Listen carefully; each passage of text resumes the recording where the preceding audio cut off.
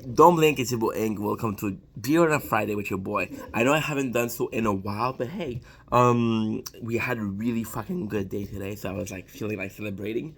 Again, tough week, but at the end it doesn't matter. It all that matters is that it's ending good. So let's crack this open. Again, we have Blue Moon. We've been having a lot of Blue Moon on this special playlist, which is Beer Friday, right? And I just think it's good. Nazdrovia, Kampai, Salamat, Health, Chin Chin. I don't know anymore. Yeah, hit the spot. What I like to do here is actually resume my week. These I already did like a couple minutes video, right? So I'm not gonna be able to talk about my week. I wasn't gonna say my day, but it's a week. So instead, what I'm gonna do instead is I'm gonna be able to showcase this as a different, as like an opening to a discussion, right? An opening to a discussion with you guys. And tomorrow, which is the 23, 24, 24, 24, 24, no, 25th. My apologies. My apologies. 24, which is gonna be a longer mukbang. Again, if you didn't see the news, and if you live in the Montreal area, otherwise, I don't know. But in Montreal area, you're gonna have 2 buckets of chicken, right? My apologies, disgusting. For the price of one, that means I'm gonna be doing 2 mukbang with 10 pieces each, which means I'm gonna fucking eat a lot of chicken. It seems like ask me if I'm complaining. I'm gonna be doing the week there because I got a lot to say, and I've always have a lot to say. But in this case, I have a lot of interesting to say, right? What I can talk about here is again, I know I've touched a subject briefly last week on how it is to think the company's closing in December, next December, not next month, but a month, 13 months from now to March, which is in 5 months. And it's sad. It's sad. It feels. I don't want to overshare because I know it can get very heavy on people if you're oversharing, but there's this weird. How can I put this? My apologies. My apologies. There's this really weird feeling of fake, right? I don't know. It's really weird. You got this experience of how can I say this? Fuck. It's hard to say because maybe what I'm feeling is something that a lot of people are feeling, which makes this somewhat okay. But maybe this is a crazy thought, which means that my reaction to a certain situation is questionable.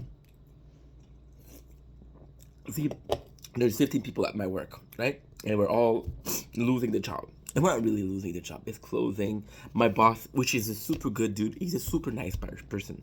I know you're not gonna watch this, but hey, fucking love you, Mihai. You're a good boss. And I know I've been saying that I have a good boss, and sometimes he is unfair, which is true.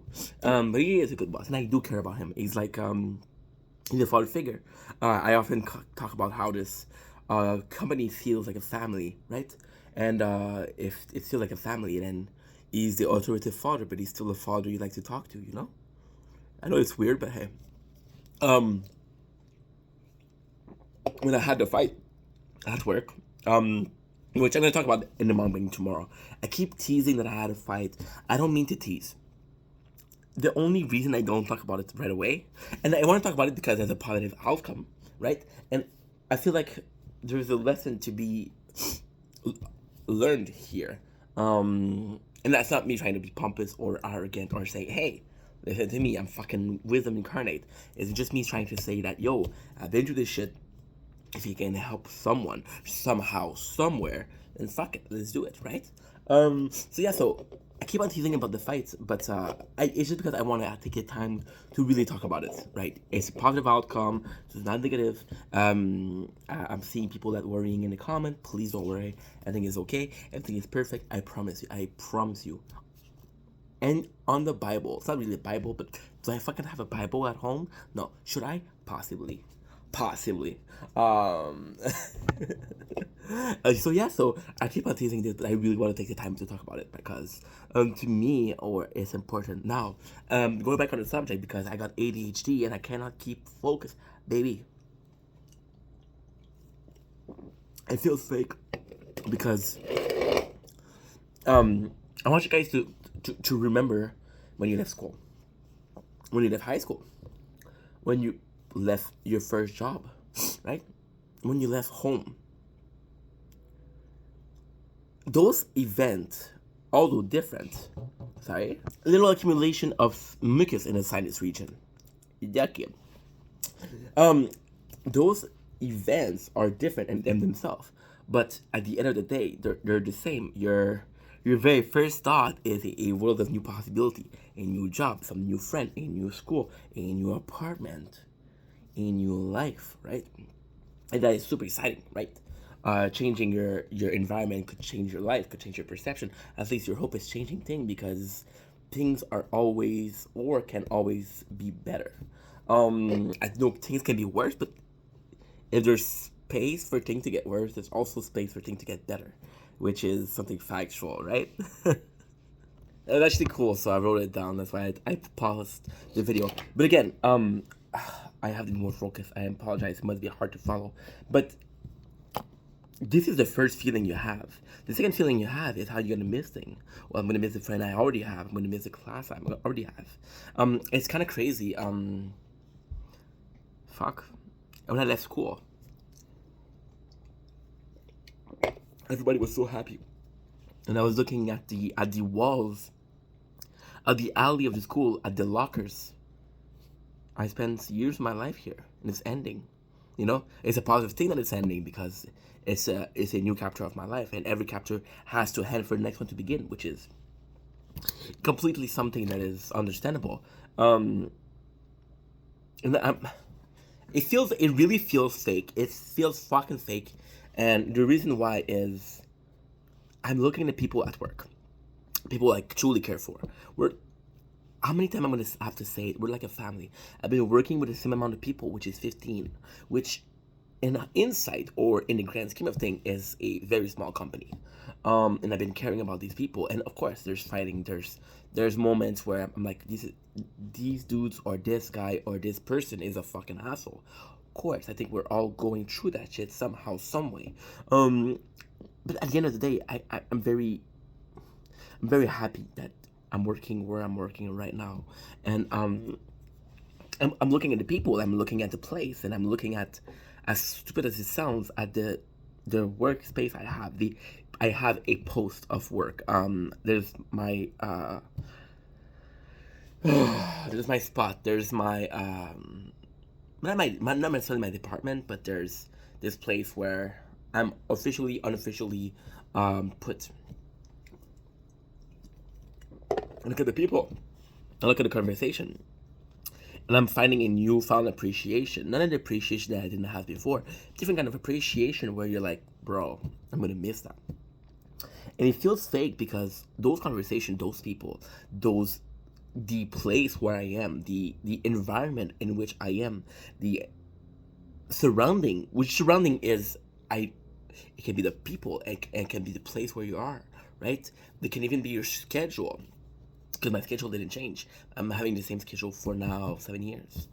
All of this don't change.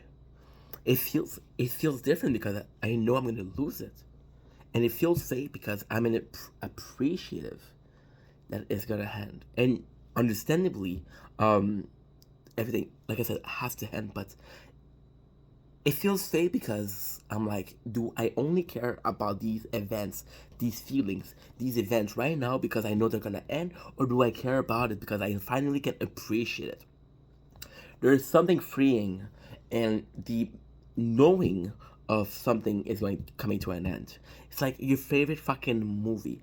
Let's say one of the example I like to use Harry Potter. You know, there's 7 movie, right? And you watch a 7 movie, you're like, holy shit, this is great. And then you have 7 movie, and there's so much going on.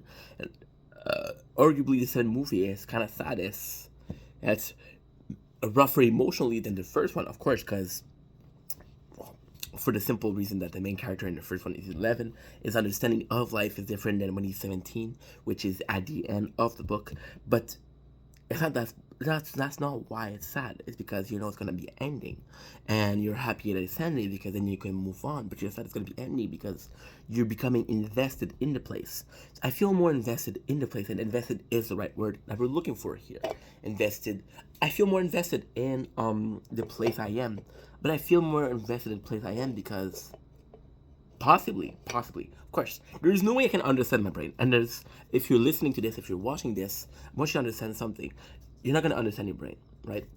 You think you have an understanding of how your brain works. You think you have an understanding of the reaction or the emotion that you're feeling. But no, these emotion are or your subconscious or the cervix, which is a part here that makes you do automatic things. Breathing, winking, not winking, sorry, blinking, I guess.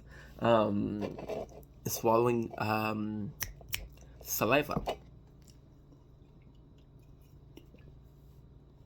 muscle wise. You understand that, right? And this is what stimulates your brain to have the reactions. So if you're feeling happiness, there's a part of your brain that lights up. That part of your brain is the department of emotion, and that part of your brain is specifically is the part where you feel happiness. And there's a jolt of electricity through your body that comes to stimulate the part of your brain that feels happiness, and that's why you're happy. There's also the whole discussion of what is the soul. This is not something I'm going to talk about today, but that's something I could actually talk about. And again, definition of soul being something that is immaterial, is something that is hard to pinpoint. It's hard to understand because, again, just like an emotion, you understand why it's provoked, but you don't understand necessarily what provokes it. You're going to watch a movie, like talking about a movie a couple minutes ago. You're going to watch a movie and you're going to start crying and like, wow, this movie is sad. Why am I crying? Well, because your brain thinks you should be crying, because your reaction system, there's a chain reaction where you're seeing image, it makes you feel sad, and because you feel sad, you're crying. You don't tell yourself to cry. If I do like this, I'm telling my hand to do this. I do like this. I mean, I'm telling this finger to do this, but I don't mind. You're not telling yourself to cry. If that makes sense, right? So yeah, it feels fake because am I am I feeling a surge, or am I feeling a over level of investment in the place I'm working at? Because it's coming to an end. Is it because I can finally relax? There's another part of me that believes that, because I've been talking about a fight this week. It's not the first fight I have. It's not the first. I had a fucking depression at work. It's not the first time I have. It's not the last time I have. But knowing the company is closing in 5 months, how bad can it be? What can happen to me in 5 months where I fucking lose my mind? And it's possible. Everything is possible, actually. Everything can lead you to lose your mind. Losing my mom, losing my dad, losing my friends. More my mom and dad because they're fucking. I only have one of those, right? But all in all, you know, you invest in endos and you can lose your mind easily. But knowing it's going to be ending, there's a sort of relaxation. There's kind of like a letting go that's happening. I'm letting go of the responsibility at work. I'm letting go of the feeling that I'm going to be staying for another year. Another year is a long time. A lot can happen in a year. If I knew I was going to be happening for a year, there's no way I could be relaxing because I'll be like, okay, well, every situation, every negative situation that are impacting my my mood, which is to happy first, from sad to happy, and to sad, from happy to sad. Now this happens. What is making me more invested, and it feels safe because nothing has changed, and the only thing that changed is my reaction to things. Now, one of my biggest beliefs is you can control your reaction. You can control you're responsible and accountable for your action. You're responsible for your reaction, but you're not responsible for the reaction of others or the action of others. And technically, what I'm talking about, Oh fuck, it's hard. It's complicated. What I'm talking about, this fear of what's going on, this fear of my environment, this fear of work closing, and how it's gonna impact my life and how it's gonna change my life because I'm gonna become from a guy that had a job to a guy that's trying to do content, and hopefully it works before I have to find a new job. I have some saving. We're good. And yeah, it's a new chapters, and I know it's in 5 months, but it feels like it's in a fucking week. It's crazy. We learned it in September that we're gonna close in December, and then I'm like, okay, well I have 16 months or 14 or 15. I don't fucking know. And now you have 5. So again, the total, if I can resume in a sentence, what makes you invested in something you're gonna lose, and what were your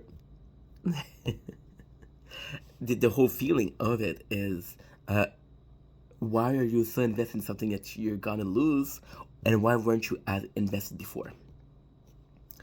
It's a complicated subject. It's a complicated thought. It's a complicated concept, but together we can figure it out. So again, I love you guys. Take it easy. Blue Moon, not a sponsor, but really good beer, Belgian beer. My father fucking hates it. My father, hates it. He brought me Bud Light, and he was like, yeah, that's real beer. And I tasted Bud Light, and I thought this one was better. Go figure. As always, peace.